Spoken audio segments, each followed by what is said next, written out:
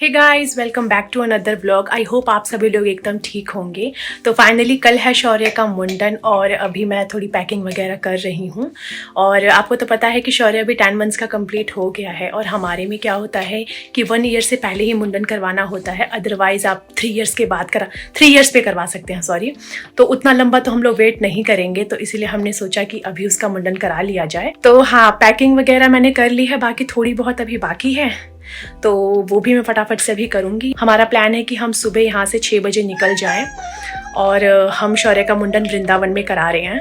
और कैसे कैसे शौर्य का मुंडन हुआ है वो आपको इस वीडियो में देखने को मिलेगा, तो इसलिए वीडियो को एंड तक ज़रूर देखना। और अगर आप मेरे चैनल पर नए हैं तो चैनल को सब्सक्राइब कर लेना और वीडियो को भी लाइक कर देना। तो ये रहा हमारा शारू। ओह बेटा, कल तो आपको क्या हेलो गाइस बोल रहे हो?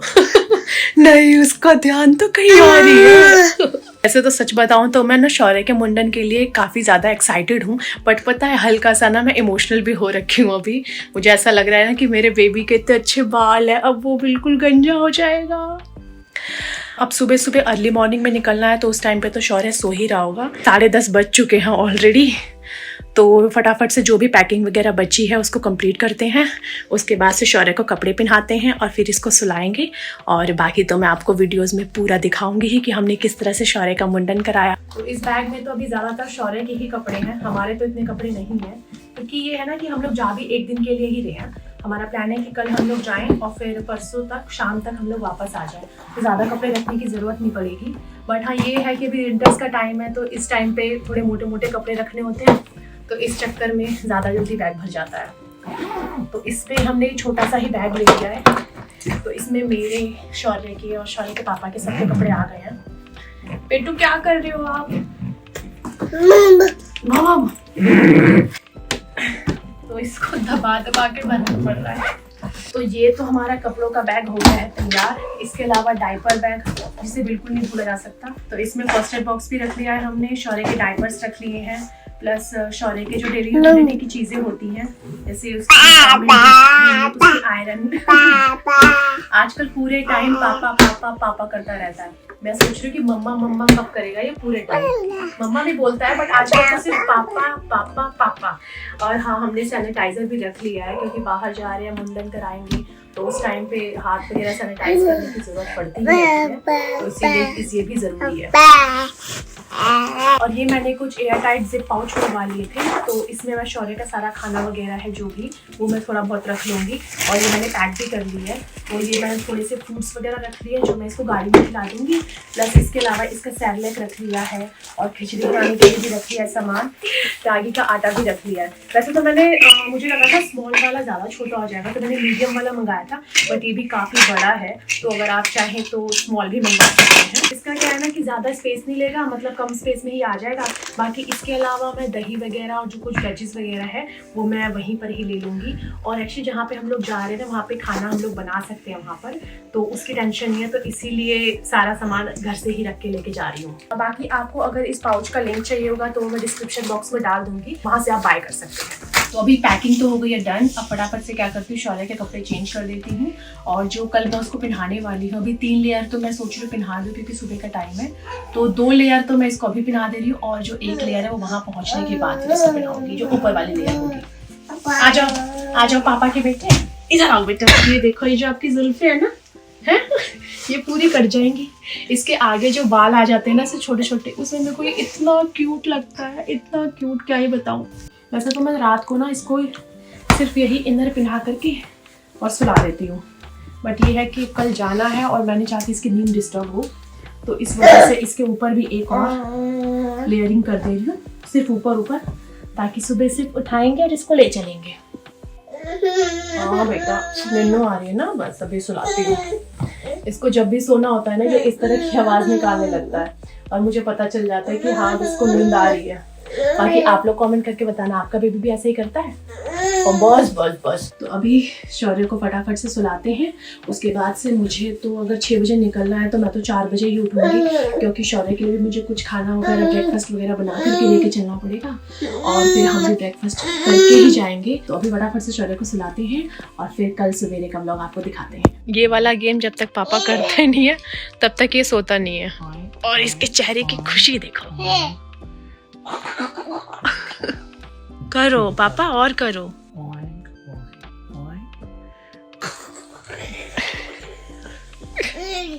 और करो पापा, पूरी रात यही करते रहो। पूरी रात यही करते रहो।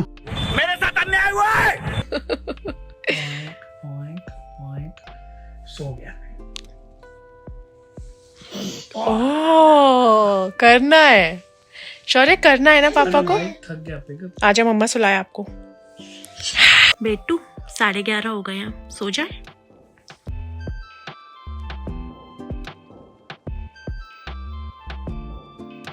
हे गाइस, तो अभी हम लोगों को 1 घंटा और लगेगा वृंदावन जाने में। हम लोग निकल गए थे बट थोड़ा सा लेट हो गया था, आपको तो पता है ना, हो ही जाता थोड़ा बहुत। तो 6 बजे निकलना था बट हमें 7 बज गए निकलते निकलते। और इस चक्कर में मैंने ना कुछ और कर नहीं पाई मैं, मतलब वीडियोस उस टाइम पे ले नहीं पाई थी। मैं तो 4 बजे उठ गई थी और उठने के बाद फिर मैंने शौर्य के लिए टिक्की बनाई थी, प्लस मैंने शौर्य का चीला बना लिया था। तो अभी मैंने उसको चीला ब्रेकफास्ट करवा दिया और वो आराम से अभी अपने दादू के साथ घूम रहा है। जा रहा है चाय के लिए। तो गर्मा गर्म कुल्हड़ वाली चाय पियेंगे और फिर उसके बाद से वृंदावन के लिए निकलेंगे। आ गया। देखो देखो देखो, बहुत अच्छी चाय बनी है। और कुल्हड़ वाली चाय तो वैसे भी बहुत अच्छी लगती है। चाय कैसी है जी? चाय है कड़क। अभी मैंने शौर्य के भी कपड़े बिल्कुल भी चेंज नहीं किए हैं, तो वहां पे जा करके ही मैंने सोचा कि चेंज करूंगी।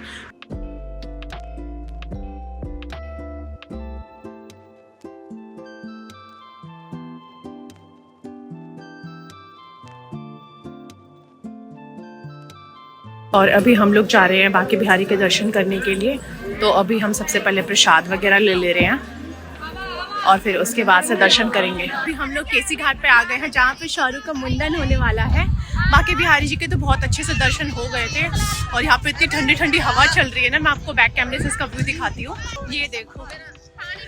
मुंडन के लिए फिर हमने बोट ले ली थी और बैठते ही थोड़ा हमने प्लान चेंज किया और शौर्य का मुंडन घाट पर ना कराने की बजाय हमने सामने वाले टीले पर कराना सही समझा, क्योंकि एक तो वहाँ पर अच्छी धूप आ रही थी और प्लस वहाँ पर बिल्कुल भीड़ भी नहीं थी। तो फिर वहाँ पर पहुंचकर यमुना जी के किनारे शौर्य का मुंडन स्टार्ट हुआ। शौर्य को तो नींद सी आने लग गई थी और हमें लग रहा था कि शौर्य काफी रोएगा, बट एक्चुअल में ऐसा कुछ हुआ नहीं। वो आराम से अपने बाल उतरवा रहा था। और हमारे में क्या होता है कि जो बाल उतरते हैं ना, उसको आटे के अंदर सारे बाल को रख देते हैं और फिर उसका गोला बना करके और फिर यमुना जी में मुंडन होने के बाद उसको प्रवाहित कर देते हैं। मैंने शौर्य को गोदी में ले रखा था और मम्मी उसके जितने भी बाल उतर रहे थे उसको वो आटे में रखती जा रही थी। सारे बाल उतरने के बाद हल्दी और घी को मिक्स करके फिर शौर्य के सर पर अच्छे से लगा दिया गया, क्योंकि हल्दी एंटीसेप्टिक होती है और इसीलिए ये रिचुअल का भी पार्ट होता है।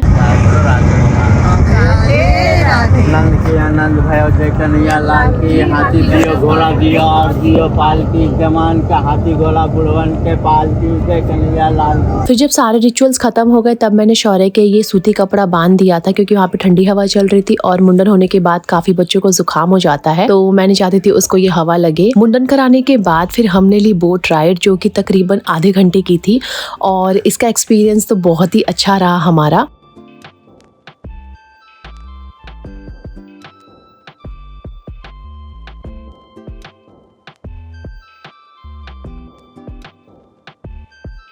फिर शाम को हम तैयार होकर के निकल गए इस्कॉन के लिए और जब हम वहाँ पहुँचे तो वहाँ पे आरती चल रही थी। उस टाइम पर वहाँ का माहौल तो कुछ ऐसा हो रहा था कि बस मन कर रहा था कि यहीं पर ही रहें और भजन करते रहें। इतनी ज़्यादा पॉजिटिविटी और इतना ज़्यादा आनंद मिल रहा था।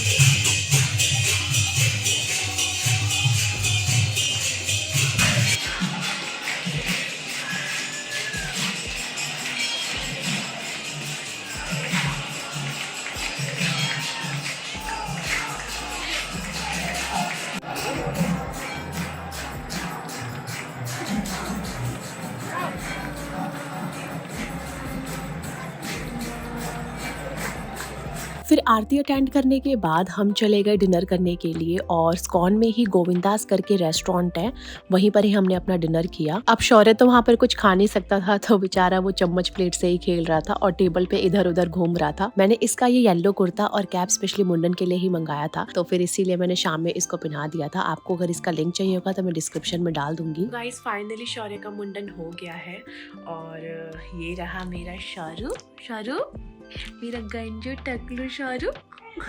तो मुंडन कराने के बाद सीधा हम यहाँ पे आ गए थे जहाँ पे हम स्टे कर रहे हैं। ये फ्लैट हमारे किसी नोन का ही है और यहाँ पे सारी सुविधाएं हैं और शौर्य का भी खाना वगैरह हमने आसानी से बना लिया था, तो इतनी कुछ भी प्रॉब्लम नहीं आई थी। हाँ एक्चुअली क्या है, मुंडन कराने के बाद में इतना ज़्यादा थक गए थे ना हम लोग कि मैं कुछ वीडियोज़ वगैरह शूट नहीं कर पाई, जो भी मैंने शौर्य को बना करके खिलाया। क्या हो गया रुद्दू, शौर्य को क्या हुआ है? ये गंजा हो गया शौर्य। ऐसे कटे बाल। और जहाँ हम रुके थे वो बिल्कुल केली कुंज के पास ही था, तो बिना किसी मेहनत के ही भगवान जी की कृपा से हमें नेक्स्ट मॉर्निंग ही प्रेमानंद महाराज जी के अच्छे दर्शन हुए। हम सभी लोग अपनी बालकनी में खड़े हुए थे जिस टाइम पर महाराज जी की पद यात्रा निकली और उस दौरान हमने महाराज जी के दर्शन किए।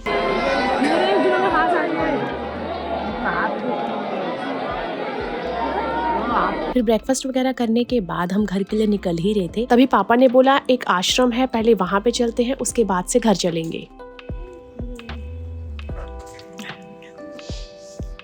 तो ये रहा आश्रम। अभी शौर्य भी सो करके उठ गया था, तो मम्मा ने बोला कि आ जाओ पहले थोड़ा आश्रम घूम लो और देख लो कितना सुंदर आश्रम है। मैंने कहा ठीक है मम्मा देख लेते हैं। तो आप ये देखो कितना सुंदर आश्रम है, इतनी ज़्यादा शांति है यहाँ पर, बहुत ही ज़्यादा। ये आश्रम है महाराज कौशल किशोर जी का, जो कृष्ण जन्मभूमि के बापी हैं। वो कृष्ण जन्मभूमि में अभी मुकदमा चल रहा है, उसी में मेन है वो महाराज कौशल किशोर जी। और पापा के परिचित है, तो मतलब उनसे मिल करके काफी अच्छा लगा। उन्होंने ही गीता के बारे में थोड़ी बहुत ना चीजें बताई जो बहुत अच्छा लगा सुनकर। वो भागवत कथा सुनाते हैं। हाँ पे भी आते हैं। हाँ भागवत कथा वगैरह भी करते हैं। तो ये पापा है, पापा ये फ्रेश ओ नींबू। हाँ ओ बस तो बहुत सारे नींबू गिर गए यहाँ पर। आप महाराज जी हैं और कौशल किशोर महाराज जी कृष्ण जन्मभूमि जो है मथुरा में, उसके मुख्य पक्षकार हैं और मानव सेवा संघ के मुख्य संत हैं। और आप जो है बहुत ही प्रसिद्ध कथावाचक हैं। रसमयी कथा भागवत का श्रवण करने का जिन लोगों को अवसर मिला है वो जानते हैं कि महाराज जी कितनी अच्छी कथा करते हैं। हाँ। हम लोगों को इनका सानिध्य जो है मिला हुआ है काफ़ी, और हम लोग कथाओं में इनकी जाते हैं, रसास्वादन करते हैं। भगवान ने चाहा तो कृष्ण जन्मभूमि में जल्द ही स्वतंत्र होकर के और भगवान कृष्ण का जिस तरह से भव्य राम मंदिर अयोध्या में बना है, मथुरा में भी बनेगा, ऐसी उम्मीद है। ये एकदम फ्रेश मूली। ये गाजर, अच्छा ये पूरी गाजर की खेती हो रखी है यहाँ पर। ये पालक, मूली, उधर बैगन, सारी सब्जियां यहाँ पर हो रखी। पापा एकदम फ्रेश मूली। नमक लगा के महाराज जी से कह रही हूँ मैं कि महाराज जी मुझे रख लो आश्रम में, मैं आपके पेट को दोनों लोगों से खुदाई उड़ाई करती रहूंगी। तभी से ये थोड़ा आश्रम ये एकदम। तो ये अभी मैंने गोभी वहाँ से फ्रेश तोड़ी और इसको धो के खाया, इतना ज़्यादा टेस्टी है। मतलब पता चल रहा है ना, ऑर्गेनिक चीज़ तो अपने आप में ही बहुत ज़्यादा अच्छी होती है और एकदम फ्रेश है ना, तो इसका जो टेस्ट है ना वो नेक्स्ट लेवल है। तो आश्रम में थोड़ा सा समय बिताने के बाद फिर हमने महाराज जी और वृंदावन से विदा ली और कुछ इस तरह से शौर्य के मुंडन में हमने ढेर सारी यादों को बटोरा। और आई होप आपको ये ब्लॉग पसंद आया होगा। बाकी अगर आप मेरे चैनल पर नए हैं तो सब्सक्राइब कर लेना, वीडियो को लाइक कर देना और फिर मिलती हूँ मैं आपसे नेक्स्ट ब्लॉग में। तब तक के लिए बाय बाय।